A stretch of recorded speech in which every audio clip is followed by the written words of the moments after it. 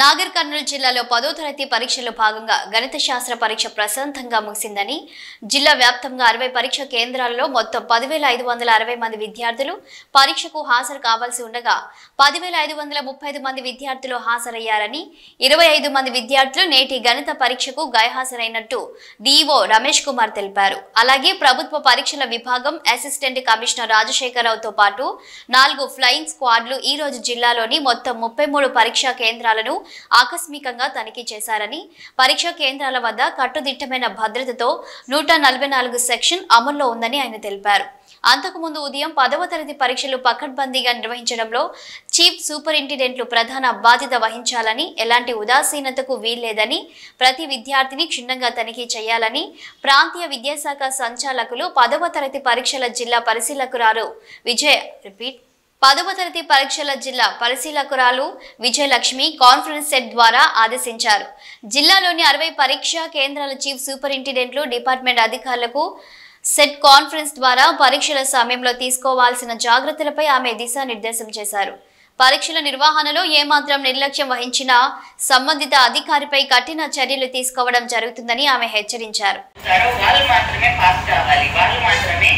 Further studies లో సమాజానికి కానీ రేపు ఉద్యోగాలలో కూడా అవసరమైతారు తప్ప పాపం పుణ్యం అని మీరు దయచూసినారు అని అంటే అనవసరమైన బాధ్యతారహితమైనటువంటి పిల్లల్ని మనం సొసైటీకి పంపించిన వాళ్ళం అవుతాం. దయచేసి ఈ మాటలు మీరు గుర్తుపెట్టుకొని అందరూ కూడా చాలా ఎక్స్పీరియన్స్ పర్సన్స్, అందువలన నేను మరీ ఎక్కువ నేను చెప్పాల్సిన అవసరం లేదని కోరుకుంటున్నాను.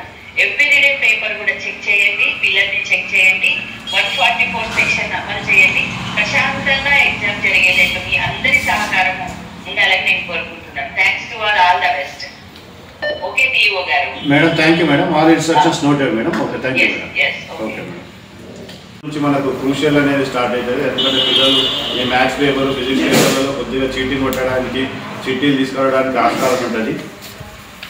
కాబట్టి కొద్దిగా ఫ్రిస్కింగ్ అనేది కంపల్సరీ మన పోలీస్ సిబ్బంది కానీ, ఏఎన్ఎం కానీ, అదేవిధంగా మన ఇద్దరు ఇన్విజిలేటర్స్, ఇద్దరు లేడీ ఇన్విజిలేటర్స్, ఇద్దరు జెంట్స్ ఇన్విజిలేటర్లు కూడా ఖచ్చితంగా పెట్టి ఖచ్చితంగా 8:30 నుంచి ఫ్రిస్కింగ్ స్టార్ట్ చేయండి. చాలా దగ్గర ఏం చేస్తారంటే 9 o'clock దాకా వెయిట్ చేసి 9 o'clock హడావిడిగా మీరు చేసే పని మీరు కరెక్ట్గా ఉంటే ఇన్విజిలేటర్ 3 hours రూమ్లో ఉంటుంది. సిఎస్టీఓస్ ఎప్పుడు తిరుగుతూనే ఉంటారు, ఇద్దరు ఎస్కార్ట్స్ ఉంటారు మన దగ్గర, ఏఎన్ఎం ఉంటారు. కానీ పిల్లలు ఎక్కడి నుంచి ఫోటో తీసుకొని మళ్ళీ కూడా వెళ్ళారు. అంటే ఇంతమంది ఉండి కూడా పిల్లలు రాయించడం ఒక ఎత్తు అయితే మనం దీనికి కట్టడి చేసి మనల్ని మనం సేవ్ చేసుకోవడం అనేది ఎక్కువ అయింది. అందువలన ప్రతి ఒక్కరు గుర్తుపెట్టు మీరు చేసే డ్యూటీస్ పర్ఫెక్ట్గా చేయండి. ఒక 3 ఎగ్జామ్స్ ఈ లోపల మనకు మెయిన్ ఉన్నాయి కాబట్టి దయచేసి మీరు 9:30కి షార్ప్గా స్టార్ట్ చేయండి. ఏ పిల్లవాడికి కూడా హెల్త్ బాగాలేదన్న రెస్ట్ రూమ్ అయినా పెట్టండి, కానీ before half an hour, 1 hour, 1.5 hours మాత్రం ఎగ్జామినేషన్ నుంచి పంపించవద్దు. ఏఎన్ఎం గారి దగ్గర పెట్టి వాళ్ళని చేయండి. ఏ పిల్లవాడికి కూడా ఎగ్జామినేషన్ 12:30 దాటిన తర్వాతనే వాడు వెళ్ళాలా తప్ప బిఫోర్ మాత్రం యాక్సెప్ట్ చేయకండి. 144 సెక్షన్ పోలీసులు ఖచ్చితంగా బ్యాక్ సైడ్ కానీ అటు కానీ ఇటు కానీ వాళ్ళు ఖచ్చితంగా చేయాలి. వెనకాల పిల్లలు ఎవరో 1 or 2 members ఉన్నారంటే ఇమ్మీడియట్ గా వాళ్ళని ఆ ప్లేస్ నుంచి రిమూవ్ చేసేంత వరకు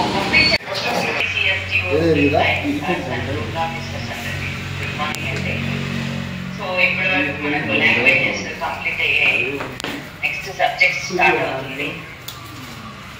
ఇక మన డైరెక్టర్ గారు కొన్ని విషయాలు మనకి ఎవ్రీడే పాటించాల్సిన విషయాలు చెప్పారు.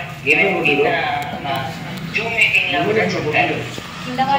ఎవరి స్టూడెంట్ ని ఈరోజు అమ్మాయి కానీ అబ్బాయి కానీ ఖచ్చితంగా వాళ్ళను ప్రాపర్ గా వెరిఫికేషన్ చేయండి.